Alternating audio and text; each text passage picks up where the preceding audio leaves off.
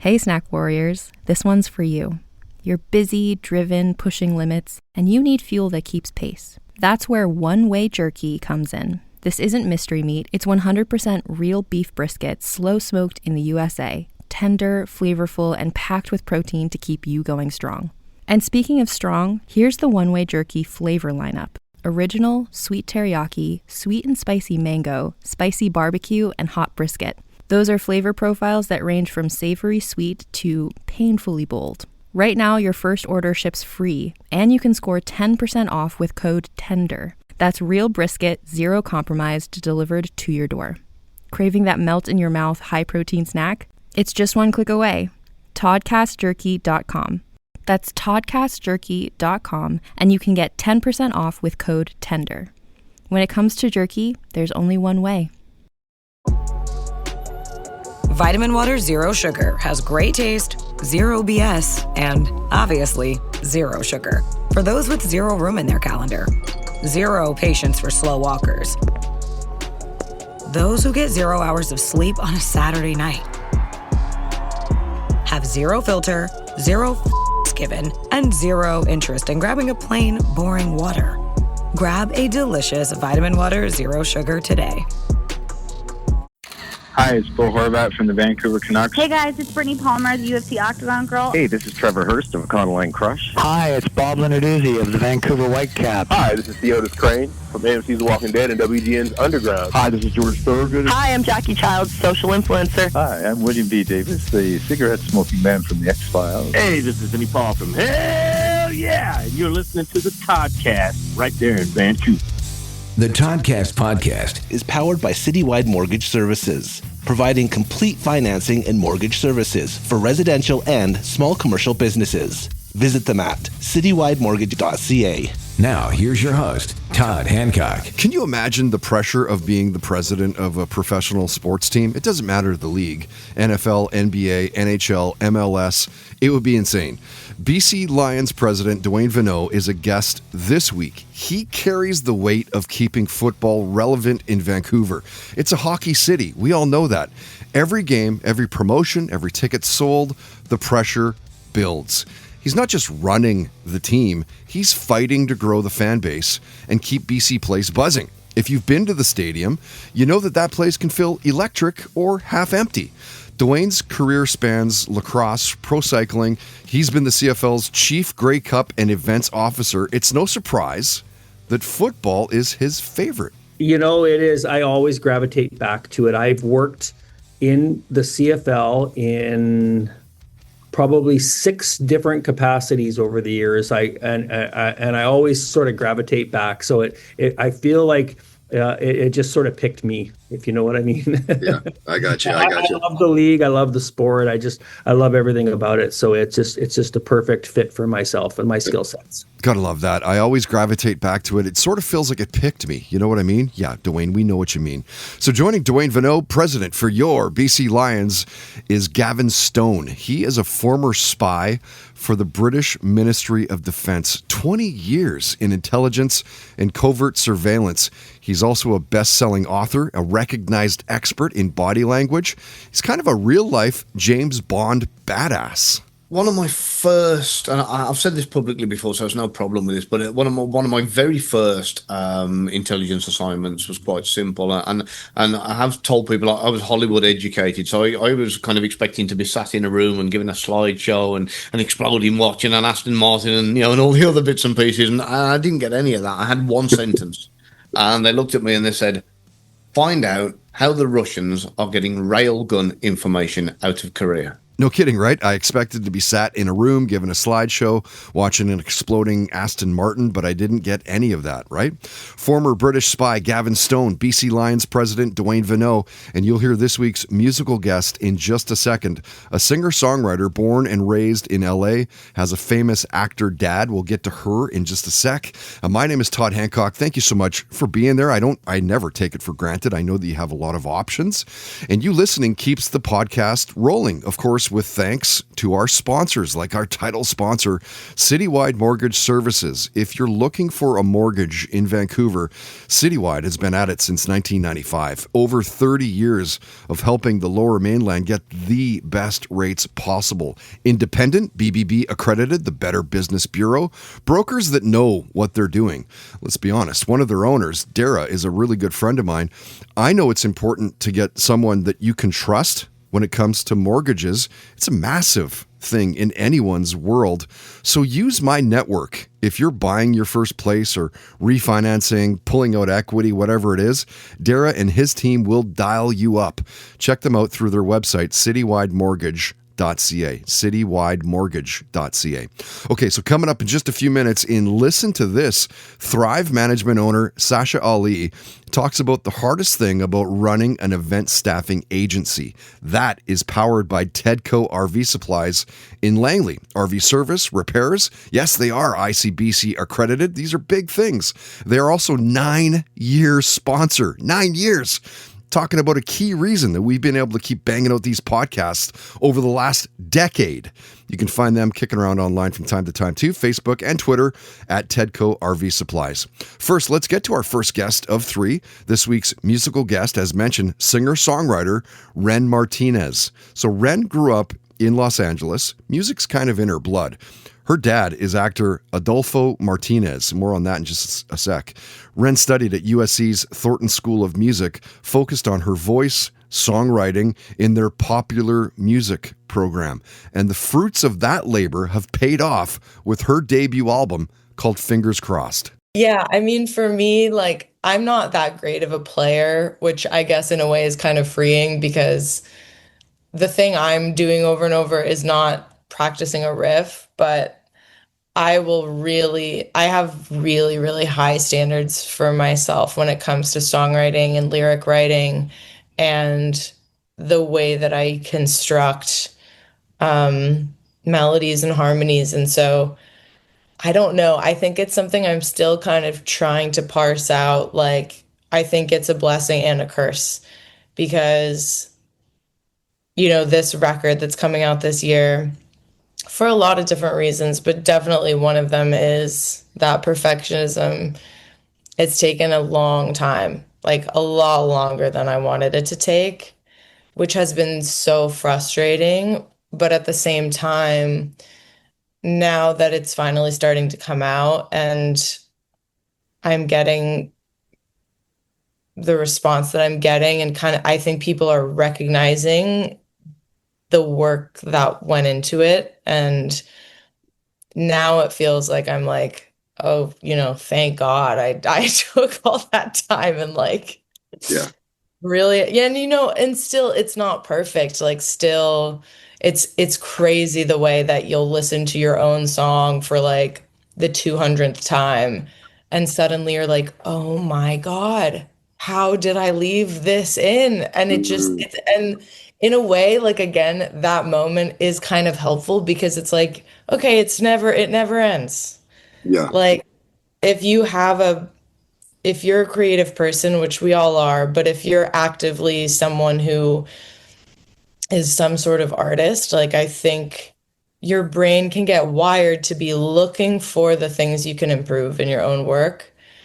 And even when you decide something's done, that part of your brain, I have found, does not turn off.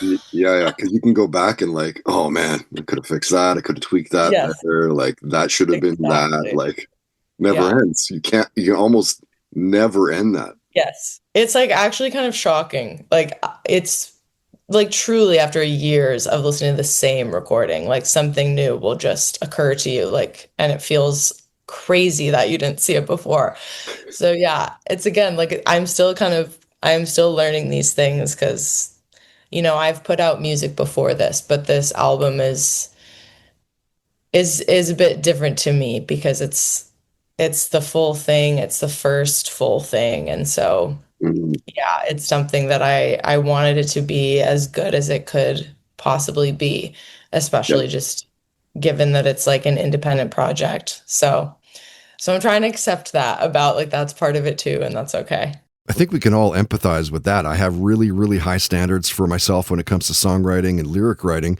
Don't you just love hearing people talk about the things that make them happy, the things that drive them? Meticulously working on her debut album.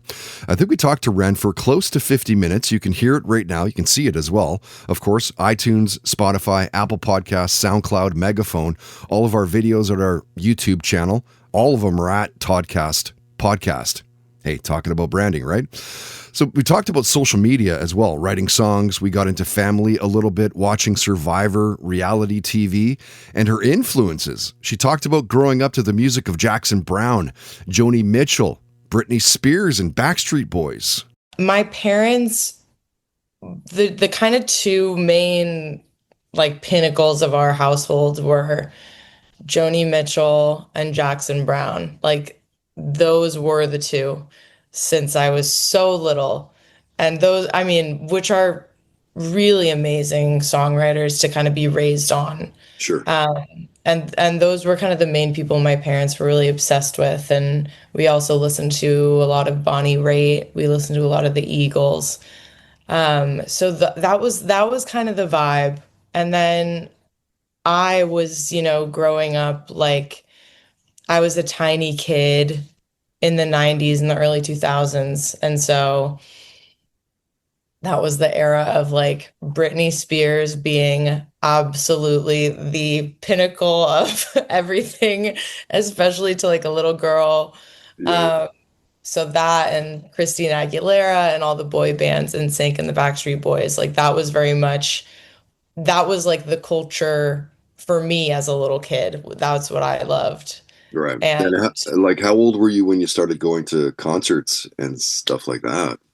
yeah, it's so funny because I've been thinking about all this so much. I just wrote an essay actually kind of about this that I just posted on my Substack. I would go to concerts with my parents, like with my family. Like I think I saw Jackson Browne when I was really little. And I didn't start really going to stuff on my own until, I don't know, maybe I was like around 10, maybe a little bit later.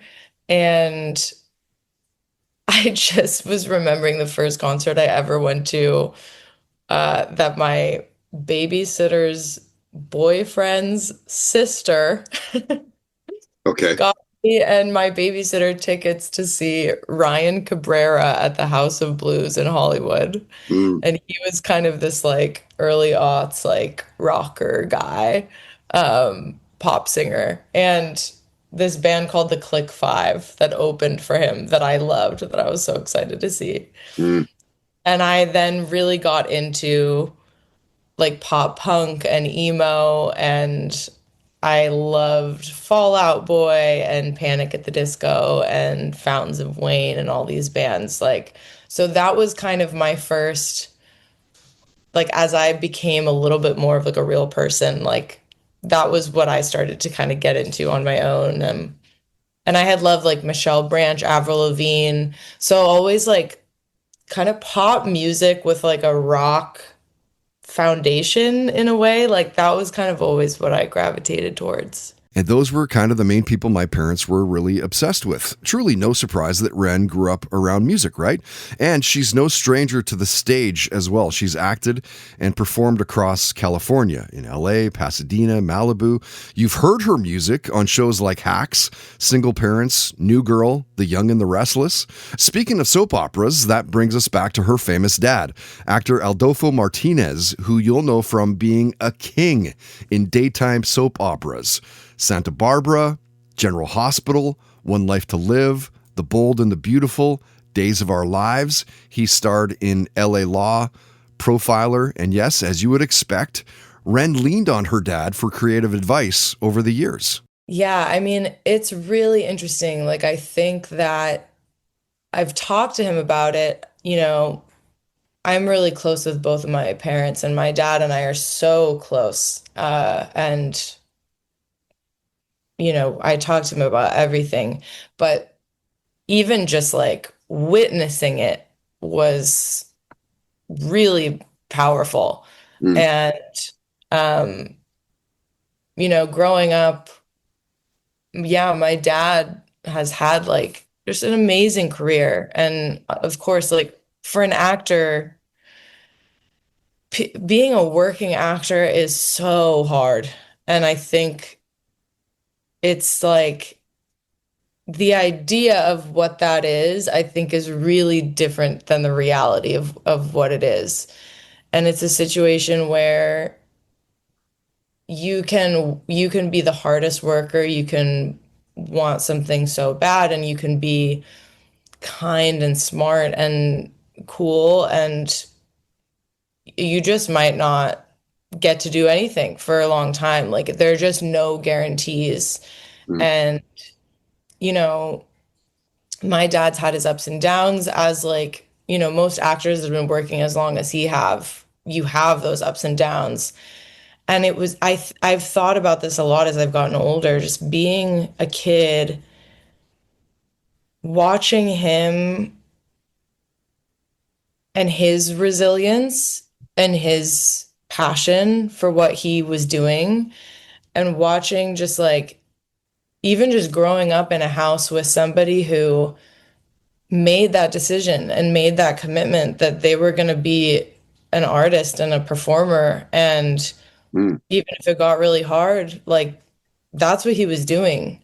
And it was never a question. And it never, you know, it wasn't a question for him, and it certainly wasn't a question for any of us. Like it was just like, well, this is dad, and this is what he does. Dad does. Yeah. Yeah. Sure. And I think in a way, like it was really important for me to see that, because there was things about it that were so incredible and so beautiful and inspiring, and so much that I wanted for myself.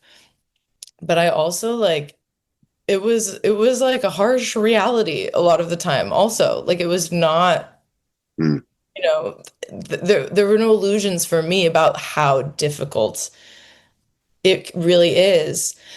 But at the same time, like to have a dad, and as he gets older, to have like this father figure in my life who, again, like he chose the path of an artist. Like that's what he did with his life. And I think being able to see that even if it's hard, it's possible and it's rewarding, and it allows you to be the person that you want to be. Even if you're, again, even if everything is not always going how you want it to go, like you get to be true to yourself. Like and it's a big deal.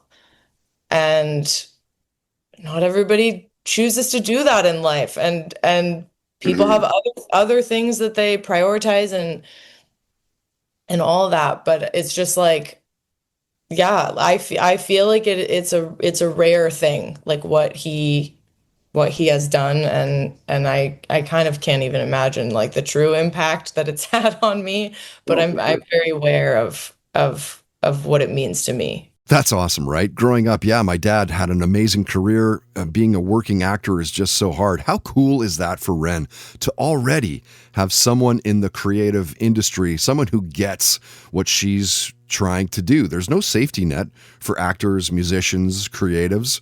I guess what my point is, Ren Martinez isn't just dabbling in one lane. She's singing, writing, acting. She's carving out her path, which also includes dabbling in voice acting as well. Yeah, I've been doing that for, I don't know, maybe at this point it's been like, oh my God, it's probably been like over 5 years. Okay. Oh, yeah. So you're into it then. Yeah, I think the first job I got was maybe in like 2017. Yeah. But yeah, doing like these voiceover jobs and doing English language dubbing work, which is this thing that's kind of like really exploding just in general, like all across, I think all across the world, all different language, like dubbing work, which has been really fun and really interesting. And I worked on this show, this Netflix show called Baby, that's like originally it's an Italian show. And so I was like the English language voice of the main character on the show, this like teenage girl. And it was so funny. A few months ago, I take an acting class that I really love. And this girl from my acting class who's younger than me, she's like very full Gen Z girl, was like, "Did you do the voice for this show?" Oh no. Nice. Like, I was like, yeah. And no one has ever, like, it's the most like anonymous thing you could ever do. I was like, how did you know that? Like, that's crazy. And she was like, well, I was watching it and then I ended up putting the dub on and I just like heard you. And I was like, is that Ren? But then she was like, do you know that like that's like a really popular TikTok sound? And I was like, what are you talking about? And she was like, yeah, like your narration is like a viral TikTok sound. That's awesome. And I was just like, I was not even on TikTok. I was like, I don't even know what you mean, but what? And then she was like showing me, and because I would do like the voiceover for like the trailer of the show where I'm narrating this trailer. Yeah. And like a couple of these had started being used by all of these like teenagers. Because it's like this what? Dramatic, kind of like glamorous, dark teen show. And there was like thousands of videos like using this clip. Crazy, right? And that was like a few months ago that I found that out. And I had done it, in like 2017. And for some reason, it like just popped off on there. So that was crazy. That just happened recently. But yeah, it's a cool thing, and I really like voiceover a lot. And yeah, same. I do a little bit here and there. Like the hat that I hang is I did a country music television Christmas special. So like all the bumpers, the intros, extras, and all that kind of shit. Oh my God. It's like such a super fun, creative world as well. Like, yeah. You have such a good voice for it now that you say. I can imagine that so clearly, just what you said. Yeah. But yeah, it's really fun. And I think there's kind of like because have you acted ever like in any other context? No, never acted. No. Yeah. I think that for me was like the sticking point of like being in front of a camera or being in front of people. Like I can be behind the mic and be a jackass for days on end. Yeah. Nobody there. Yeah, there's something really freeing about it, and about just like being in your headphones and you don't even have to open your eyes. Like it's just like straight up, you can be in PJs. Yes, exactly. You can look like shit. It doesn't matter. But yeah, I feel like there's something that just kind of allows you to access like a different part of yourself that's like a little bit more like childlike, to just kind of get to like play and mess around and not feel watched. Like it's really fun. The Toddcast podcast is powered by Milano Coffee, bringing you the finest espresso and coffee concepts in the world. Online at milanocoffee.ca.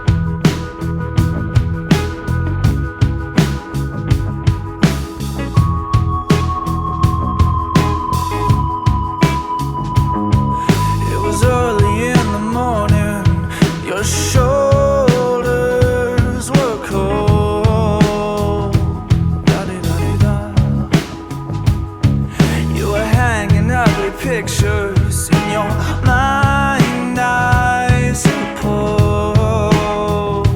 La-di-da-di-da.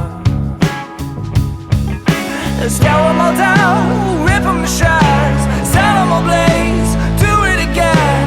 Murder the man who's buried in your head. Have a sweeter dream, oh please, oh please. Have a sweeter dream of me.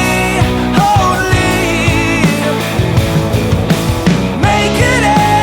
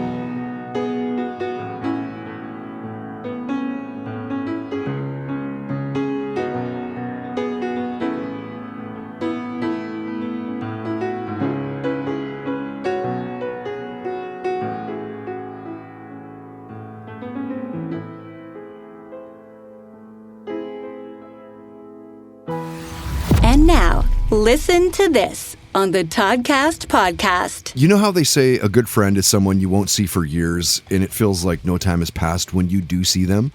Sasha Ali of Thrive Management is a friend like that for me. She's a beast in the event staffing agency here in Canada. She's modeled, hosted events, was an influencer before the term even existed. Like, she would come into CFOX when I was doing their afternoon show and co-host the day with me and absolutely crush it. She is a natural. And it's amazing to see where she's taken her game. Event staffing, as mentioned, all major cities here in Canada. And when Sasha was a guest, we talked about how COVID almost derailed the business. Same for us, actually.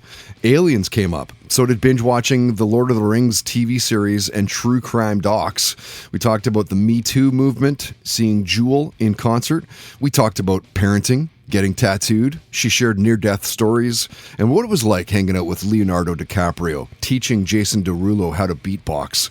We talked about the music of the Eagles and Stevie Nicks, cheering on the Vancouver Canucks. And Sasha talked about what she thinks is the hardest thing about running a big event staffing agency in Canada like Thrive Management.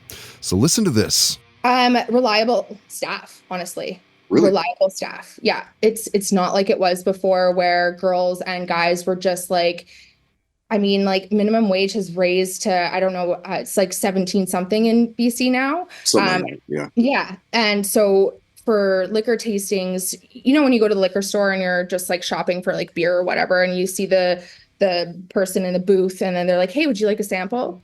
Yeah. That's like prominently one part of our division. And some of these staff are just like, after COVID, I feel like they just are like, I'm not working for less than $25 an hour to $30 an hour. And I'm like, but you're there for 4 hours and it doesn't take any, like, you're like, we train and you're certified. However, it's just extremely hard finding staff. And then there's so many other companies now that do this, that they'll job hunt and then they'll try and negotiate their pay. So it's yeah. So it's been, it's kind of like soured me in a little bit of trying to, I used to be really friendly and nice. And now I'm just like, no. You know what I mean? Like, I can see through the bullshit, but at the same time, I've been a staff for so long. I want to treat my staff how I used to be treated and how I would like to be treated, because I not only was a rep and being a client, but also being a staff, and now I'm the agency. So it definitely is hard to find reliable staff, and staff who are not going to tell me that their grandpa has passed away for 3 times. I was like, didn't he pass away last week? How many grandpas do you have? But once. Yeah. But besides that, I mean, it's a lot of fun still going to these events, and, you know, we get to go to festivals and stuff like that. And I feel so old going, if I have to go and like manage, I'm just like, wow, this is really loud. Listen to this on the Toddcast podcast is brought to you by Tedco RV Supplies in Langley, an ICBC approved repair shop. Visit them on Facebook and Twitter at Tedco RV Supplies. And now, highlighting our next Blue Light Sessions, powered in part by Canadian Club Whiskey. Meet your new cold one. We serve Canadian Club and Ginger ready-to-drink cocktails at all of our live shows. Visit CanadianClub.com today. When you're a single mom, you don't realize how strong you are, and we are strong, and we are capable, and we can do it. She dyed her hair blonde for the very first time. He told her she couldn't. She left the next night. Never let another man tell her what to do. Her daddy was the first that it ended with you. High heel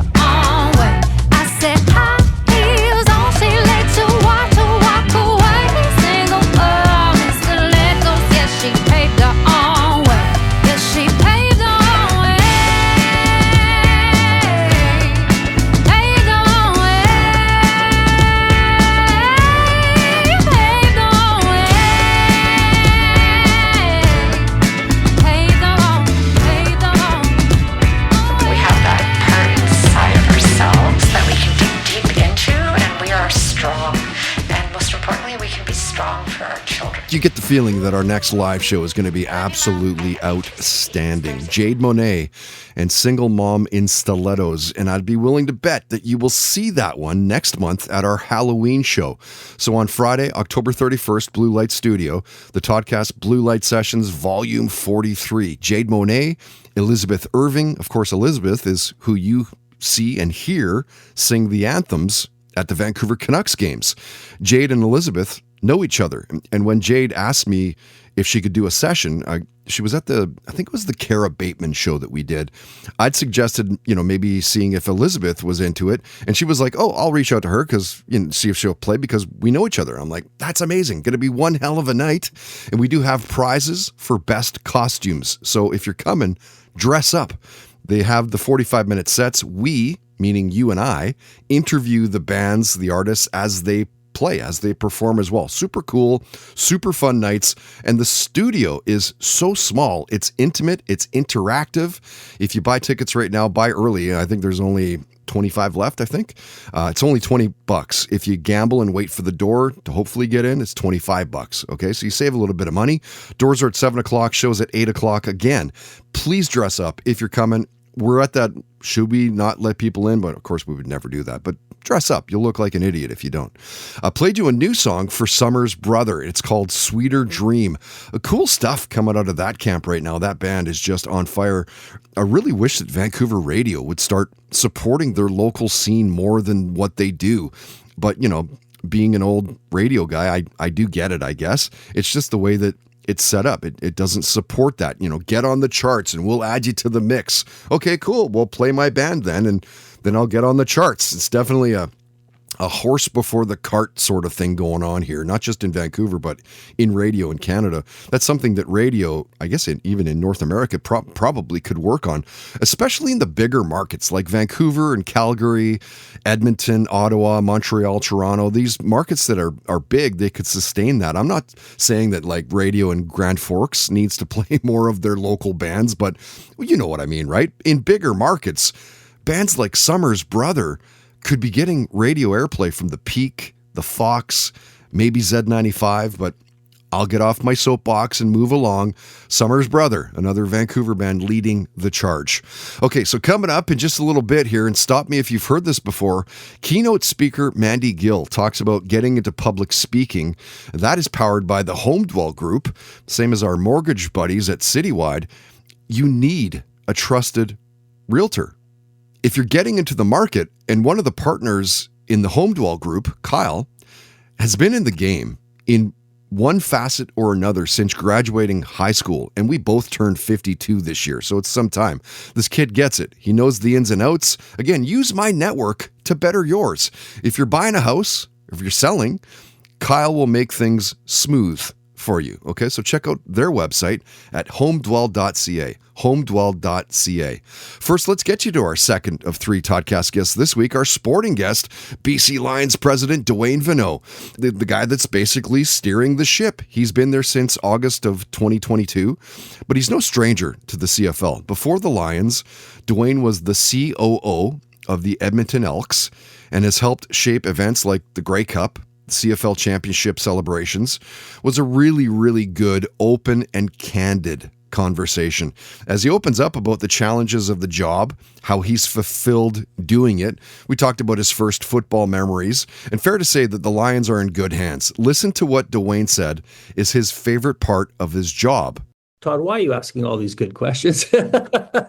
I think for me, the game days are obviously, they're incredibly stressful, obviously, because when you want your team to do well on the field at all times, right? So that's a part of the job that you just can't control. But when you sell out a building and you have all these fans coming in and you see how entertained they are and they're leaving having a good time, and just all of that environment, to me, is what makes it all worth it. We work very hard. We work 365 days a year for 10 days. And if you think about, so those 10 days are are a culmination of a lot of different pieces that we put together on and to put on the best possible event we can. It's crazy to think, but it's so true. We work very hard. We work 365 days a year for 10 days. The Full Talk with Duane is all over, splashed on social media. It's over 40 minutes long. It's all at, of course, Toddcast podcast. We talked about binging Dexter, growing up to the music of Ozzy and Van Halen, booking that in-game entertainment that you see. His mission for the team? Draw bigger crowds, connect with the new generation of fans.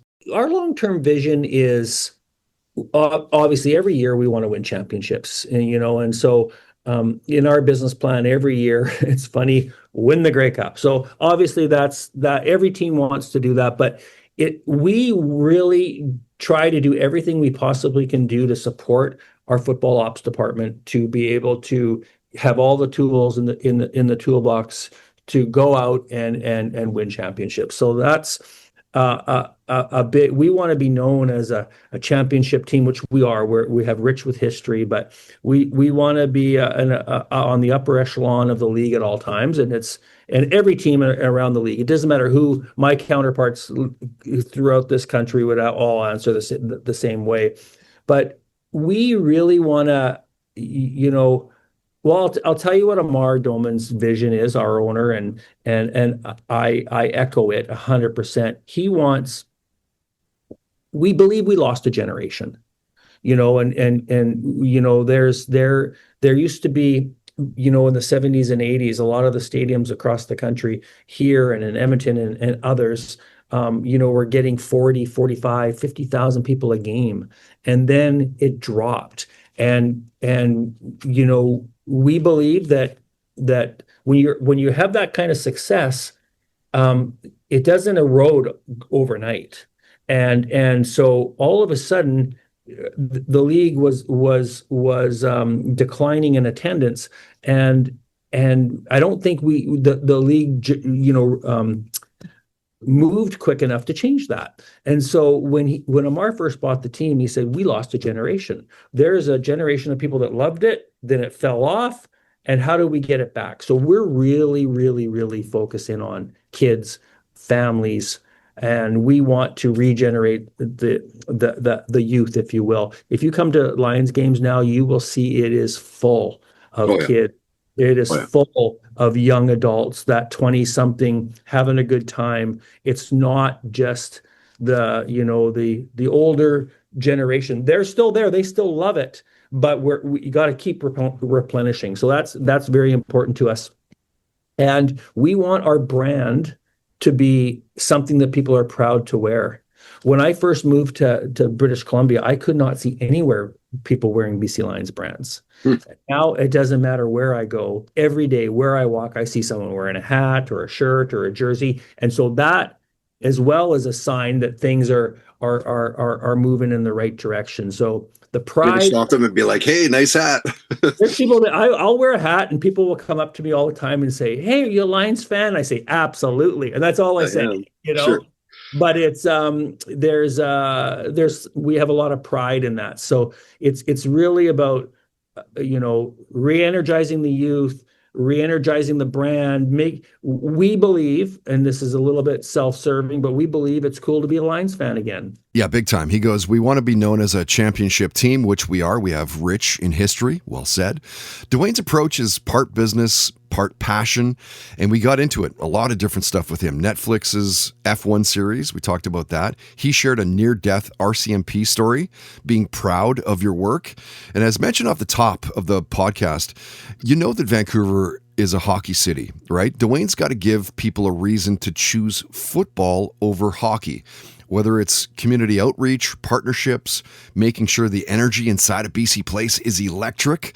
So what is his career highlight? It might surprise you. That is definitely the toughest question. I have a many. I'm going to go off the football grid a little bit here for a minute. Years ago, I was running an event, which is basically a UCI cycling event called Tour of Alberta. And it's the same cyclists that are in Tour de France. And so it was that caliber, and we were doing this thing across the province of Alberta. It was basically a 6-day race, 12 different communities, everything in between. The average, distance was, 180, 200 kilometers a day, televised, to 50 million people around the world. And it was a big thing. So we do this first year race. It finished in downtown Calgary. There was 100,000 people there for the gentleman that Peter Sagan. If you're a cycling guy, comes across, he wins the race. We have a local sponsorship with Subway on his chest because he's winning the sprint jersey that day.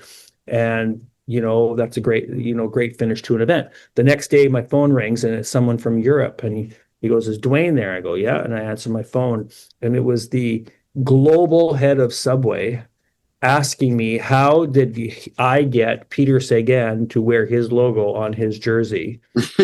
And then I said to myself, that is an interesting story. Maybe it's not my career highlight, but it is one of those things that you just understand the power of sport.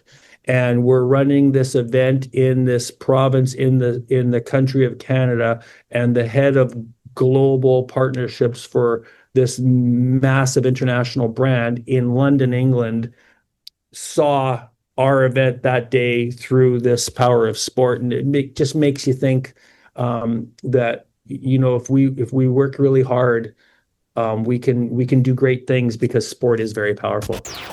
Red Truck Beer, delivered fresh, the official beer of the Toddcast podcast.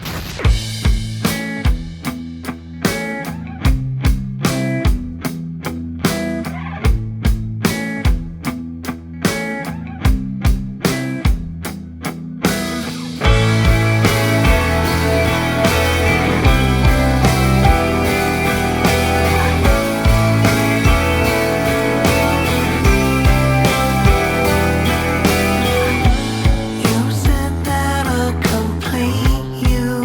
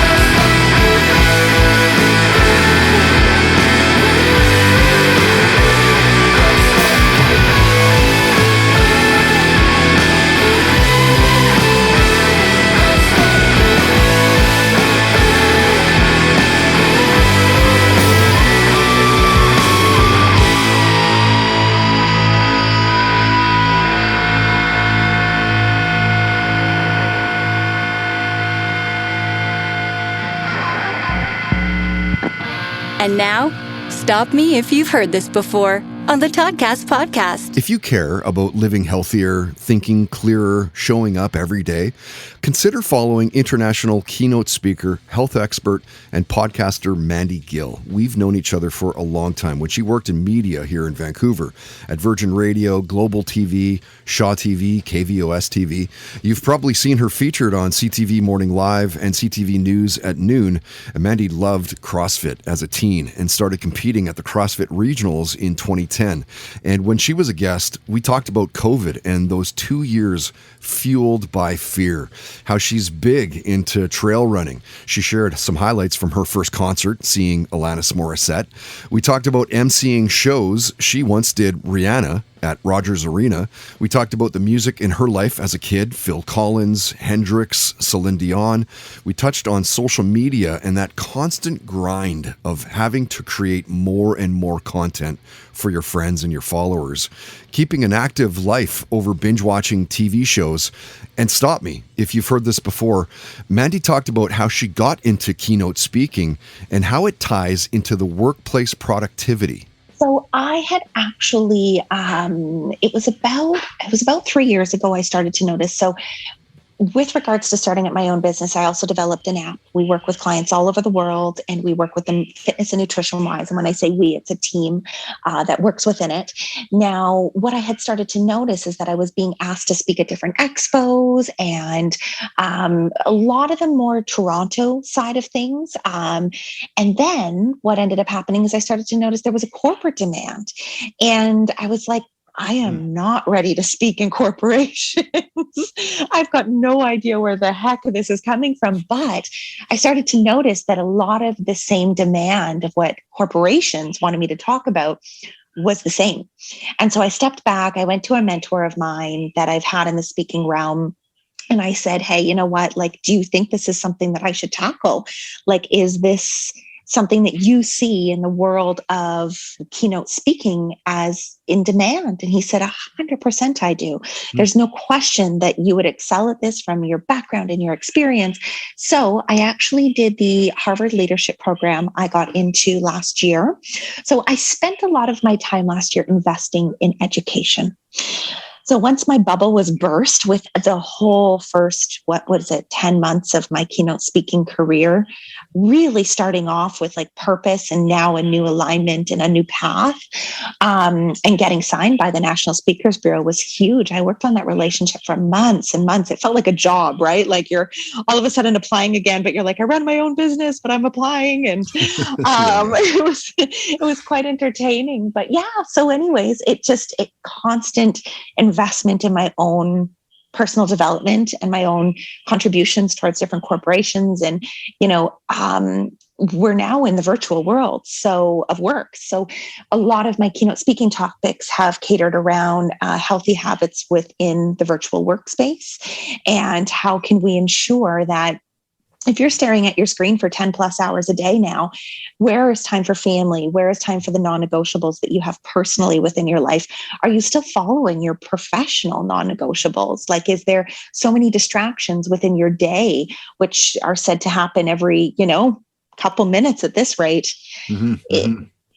What is your productivity level? How engaged are you with the company that you're working with? So yeah, this is where it's grown to. And now, thankfully, as of the last 5 months, so January to now, it started to take off. Stop Me If You've Heard This Before on the Toddcast podcast is powered by the Home Dwell Group. Buying a house? Selling your home? Contact Kyle at homedwell.ca today.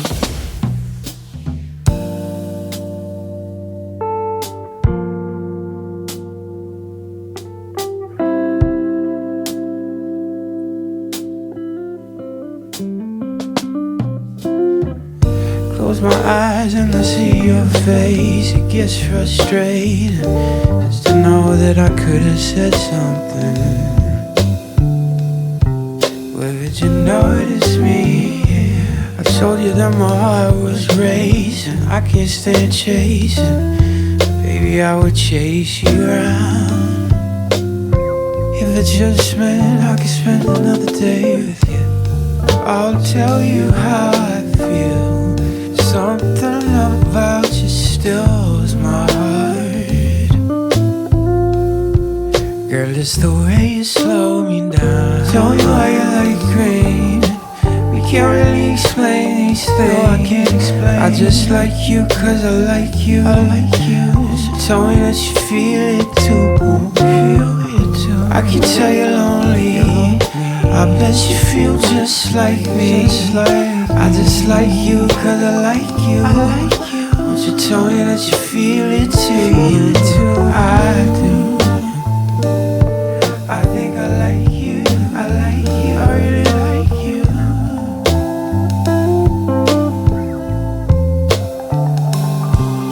It only makes sense when I say she keeps on playing with the rings on her right hand. Said she hasn't been with the right man, not yet, no. If she just looked up for 1 sec, she see how much I want this. Then I let the moment pass like ships. Girl, it's the way you slow me down. Tell me why you like green.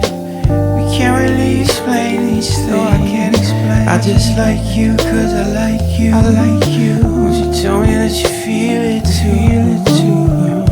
I can tell you're lonely. I bet you feel just like me. I just like you cause I like you. I like you. Won't you tell me that you feel it too? I do. I think I like you, like you, like you. Yeah, I think I like you.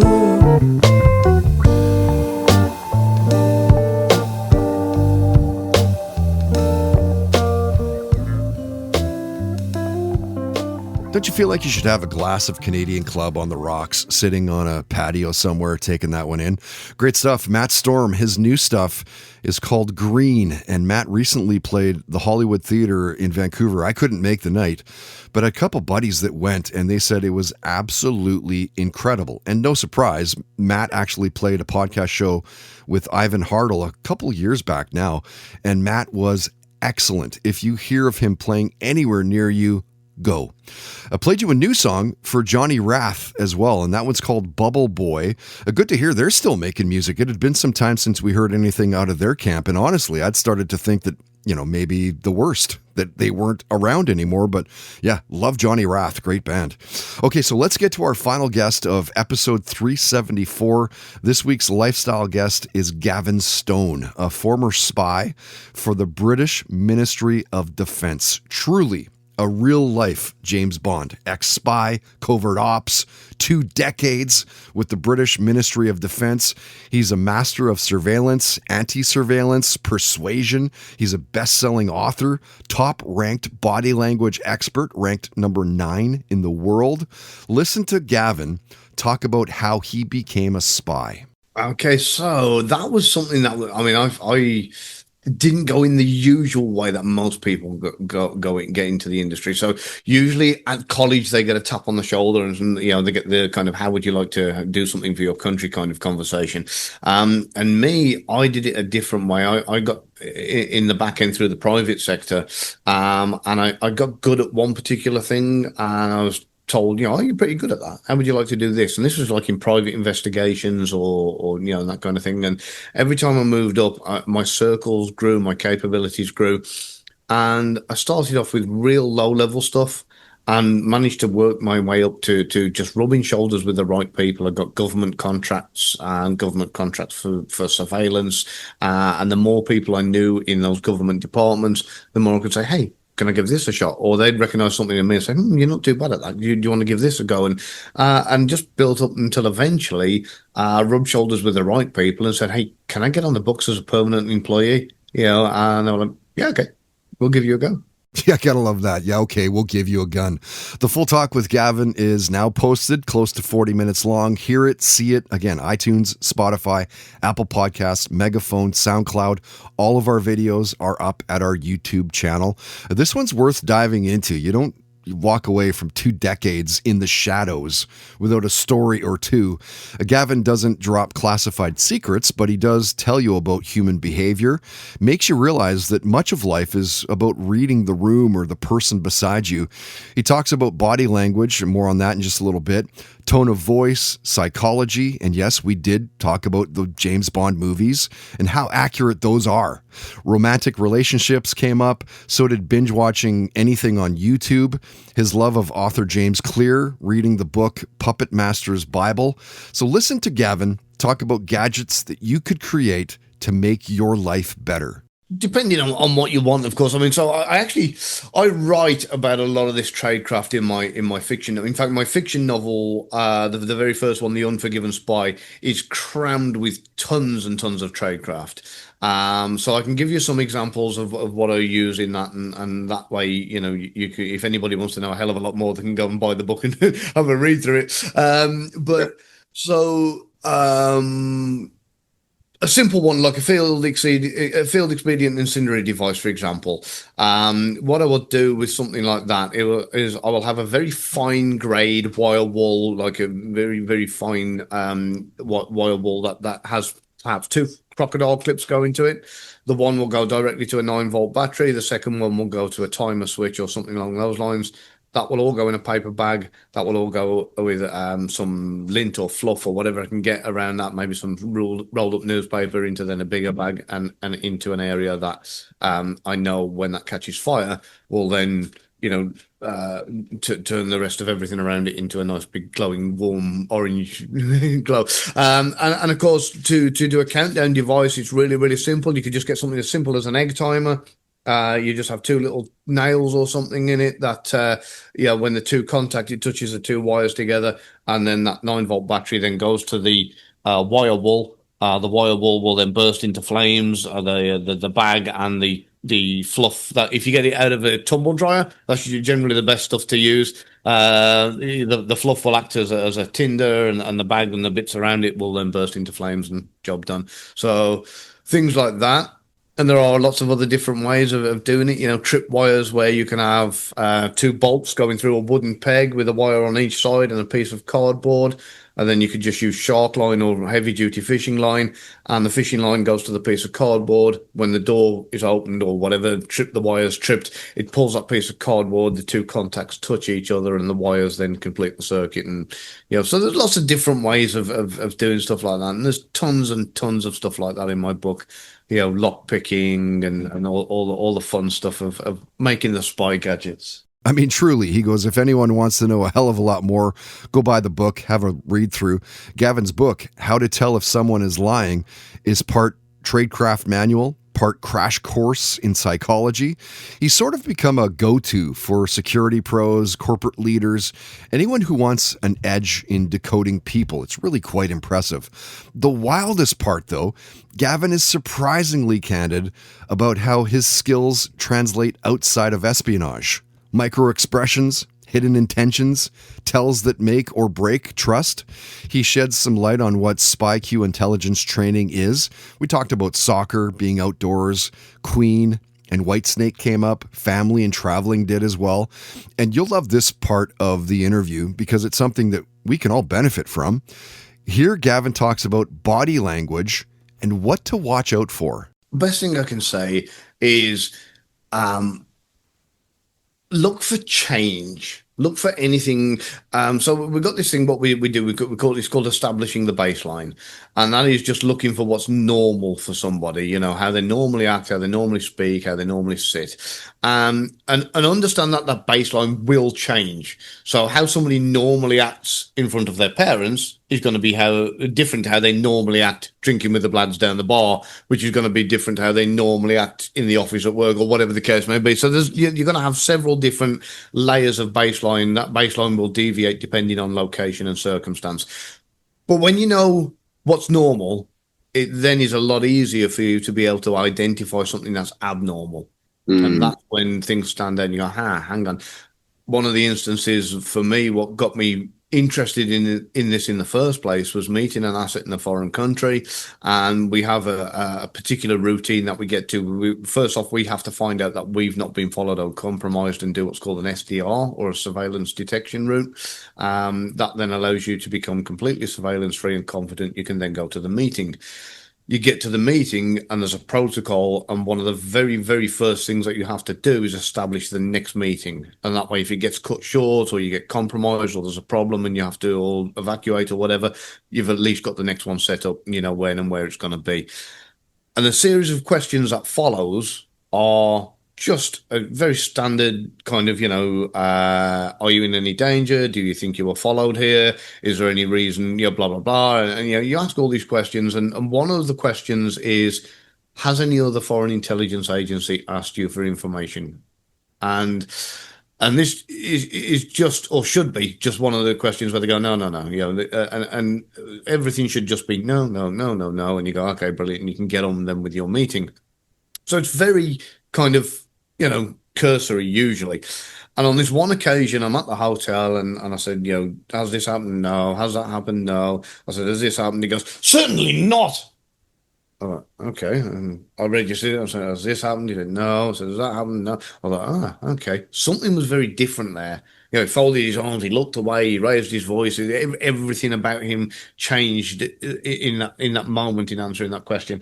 And I thought, that's what really stood out to me, and I recognised enough body language to then go, okay, I need to revisit that. And it later turned out that he had actually been compromised by a foreign intelligence agency. He'd become a double agent and was feeding both us and them information. So we adjusted it and utilised it and leveraged it to our advantage and ended up feeding false information to the third party. So it come good in the end, but that was purely because of body language and what I learned from it. So you know, and my interest from there peaked. So that's what you're looking for, those changes. They're not always as obvious as that. Sometimes they can be a lot more subtle.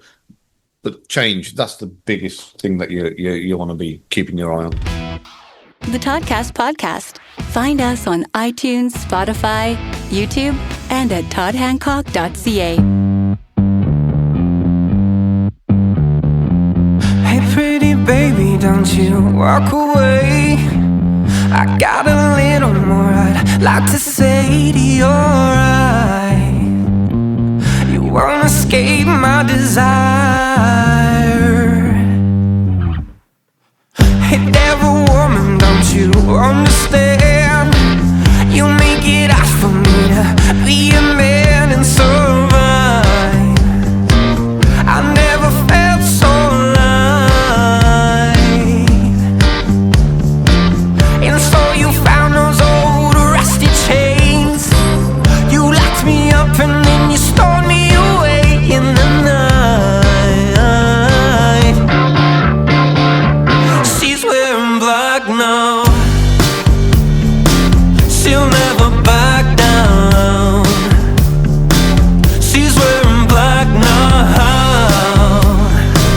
No turning back now. Hey, we can love her standing 5 foot tall. Hover above till I can see at all. You're right. My ever fleeting pride. You use me like some old antique chair. I heard you laugh as I was gasping for air and delight. She's wearing black now.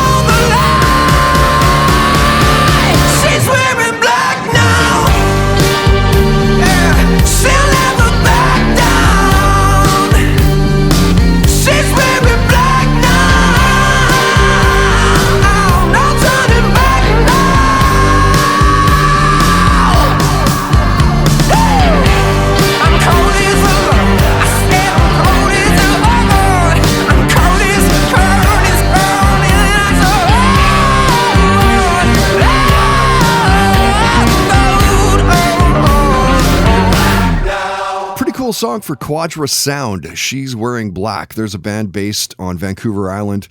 Mandy Stans, who I do the little podcast that could with, introduced me to these guys, I don't know, maybe a month or two back now. Don't you love it when people put you onto new music? We're going to try to get those guys over to the mainland to play a podcast show in the new year. We have talked a little bit about it, but now it's just a matter of, nailing the guys down for when the time is right. I bet you'll probably see that in the first half of 2026.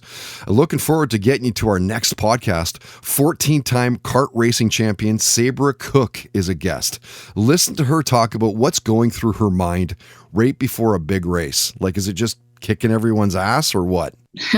I mean, more or less that is sometimes part of it. But you try to just basically, imagine kind of what you want, what results you want to get out of it and how you're going to achieve it. And then just kind of take time to be grateful for the situation, grateful for the opportunity, and focus on your breathing, and then kind of let your subconscious take over so you can slip into that zone performance state and you're not overthinking. This was a really fun interview. Joining kart champion Sabra Cook is Canadian singer-songwriter Rachel Cousins, an actor, host, and ring announcer for ESPN, Mark Chinook. Wanted to, of course, give a big thanks to this week's guests, Ren Martinez, BC Lions president Duane Vienneau, author and retired spy Gavin Stone. Thank you for taking the time to join the podcast and share your incredible story. And that's going to do it for this one, episode 374. Again, my name is Todd Hancock. Thank you so much for listening. If you like what you heard, please do tell your friends about us. It's a big way of how we grow. We are part of the Realm.fm network. They're based out of New York City, worldwide distribution. Pretty cool. Love that. Again, Realm.fm. Check those guys out. A lot of fiction, a lot of non-fiction podcasts. You can subscribe to us again on iTunes, Spotify, SoundCloud, Apple Podcasts, Megaphone, YouTube. If you comment and rate the podcast, it's a big help. Search us out through What Else Toddcast podcast. Huge thanks to all of our excellent sponsors. Find all sponsor websites at toddhancock.ca. Right at the very bottom, there's a sponsor portion. If you'd like to be a sponsor, you can for as little as $10 a day, by the way. Contact info is at the homepage. Let's have a beer, have a coffee, and see how we can work together. And as always, help us find a sponsor. We'll give you a commission. You can actually make money listening to this podcast. Till next time, don't be an asshole, because nobody wants to be around that. No one. Have fun, play hard, and most of all, believe in yourself. You've been listening to the Toddcast podcast, powered by Citywide Mortgage Services, dedicated to helping you find the best mortgage rates. Available 7 days a week at citywidemortgage.ca. The Old West is an iconic period of American history and full of legendary figures whose names still resonate today, like Jesse James, Billy the Kid, and Butch and Sundance, Sitting Bull, Crazy Horse, and Geronimo, Wyatt Earp, Bat Masterson, and Bass Reeves, Buffalo Bill Cody, Wild Bill Hickok, the Texas Rangers, and many more. Hear all their stories on the Legends of the Old West podcast. We'll take you to Tombstone, Deadwood, and Dodge City, to the plains, mountains, and deserts for battles between the U.S. Army and Native American warriors, to dark corners for the disaster of the Donner Party, and shining summits for achievements like the Transcontinental Railroad. We'll go back to the earliest days of explorers and mountain men, and head up through notorious Pinkerton agents and gunmen like Tom Horn. Every episode features narrative writing and cinematic music, and there are hundreds of episodes available to binge. I'm Chris Wimmer. Find Legends of the Old West wherever you're listening now. I'm Amy Nicholson, the film critic for the LA Times. And I'm Paul Scheer, an actor, writer, and director. You might know me from The League, Veep, or my non-eligible for Academy Award role in Twisters. We love movies, and we come at them from different perspectives. Yeah, like Amy thinks that, Joe Pesci was miscast in Goodfellas, and I don't. He's too old. Let's not forget that Paul thinks that Dune 2 is overrated. It is. Anyway, despite this, we come together to host Unspooled, a podcast where we talk about good movies, critical hits, fan favorites, must-sees, and in case you missed them. We're talking Parasite to Home Alone. From Grease to The Dark Knight. We've done deep dives on popcorn flicks. We've talked about why Independence Day deserves a second look. And we've talked about horror movies, some that you've never even heard of, like Ganja and Hess. So if you love movies like we do, come along on our cinematic adventure. Listen to Unspooled wherever you get your podcasts. And don't forget to hit the follow button.